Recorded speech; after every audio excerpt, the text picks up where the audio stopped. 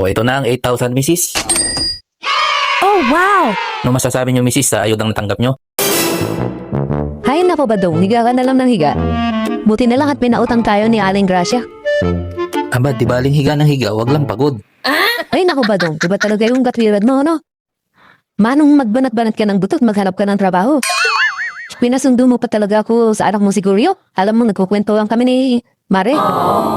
Ay nako, Guryo ka talaga, oo. Siya nga pala, Bebang, nagpunta si Kap kanina rito. Eh bakit daw? Ano ba sabi? Release niyo na raw ng ayuda niyo sa Fortis. Oh, wow! Sige, pupunta ako. Wala na talaga tayong pera. A few moments later.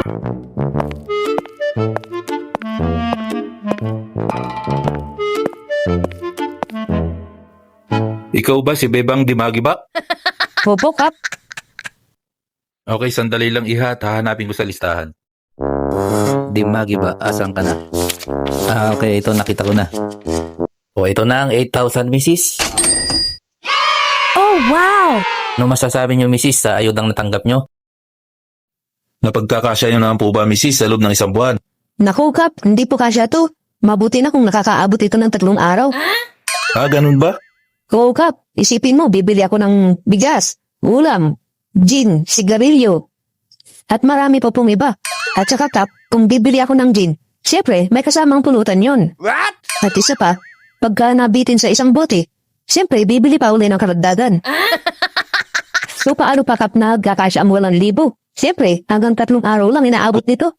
Pagdating naman po ng hapon, Kap, ay pupunta ako sa kapitbahay at makikipagbingo ako. What? Minsan po, kapag napapasarap, napaparami ako ng taya. Ganun ba? Talagang hindi nga magkakasya yan. Uy, talaga, Kap. Hindi lang naman isang araw kami umiinom. Siyempre, araw-araw din. Pampasarap ba ng tulog? At saka siyempre, Kap, yung anak mong siguro siyempre nagkakasin din siya. At hindi lang naman isang beses, kundi araw-araw. Bakit naman nagkakasin? Siyempre naman, Kap, alam niyo naman, yun yung pang-scatter, yung tasin na yun. Ganun ba? Bakit naman sa ayuda niyo pa kukunin yung pang-scatter niyo? Isipin niyo naman, Kap, saan namin kukunin yun? Wala naman kami trabaho. At siya pa, Kap, magbabayad pa kami ng mga bills namin. Hindi ba sagot na ng middle class yung kuryente niyo? Sagot nga, Kap, paano naman yung bayad namin sa tubig, sa wifi? Siyempre, naka-aircon pa kami. Saan, Kap, namin kukunin yun? Wala naman kami trabaho. Oo nga, ano? Kaya nga, Kap, dapat man lang gawid man lang nilang 25,000 o 30,000 yung ayudang binibigay nila. 8,000, hindi man lang magkasya. Ganito na lang kaya, misis. Paano kung maghanap na lang kayo ng trabaho? Trabaho ba ka mo, Kap? Magtatrabaho kami, tapos kikita kami. Kapag nalaman ng purpose na nagkatrabaho na kami, di tatanggalin na kami sa listahan. What? Tanggal na din pati ayuda namin. Sayang naman yung 8,000 ayuda.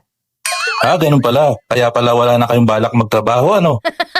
Siyempre naman, Kap. May sumasagot na nga sa pangailangan namin tapos maghahanap pa kami ng trabaho. Pagpapakahirap pa kami, ang sarap-sarap naman ng buhay namin. Niloloko na lang namin ang sarili namin. Sige, Kap, at aalis na rin ako. Pakisabi na lang po na medyo taas-taasan naman yung ayuda. Di nga namin napagkakasya-kasya. Naghihintay na nga si Badong sa bahay, bibilid pa ako ng gin sa tindahan. Sige nga, Kap, alis na po ako.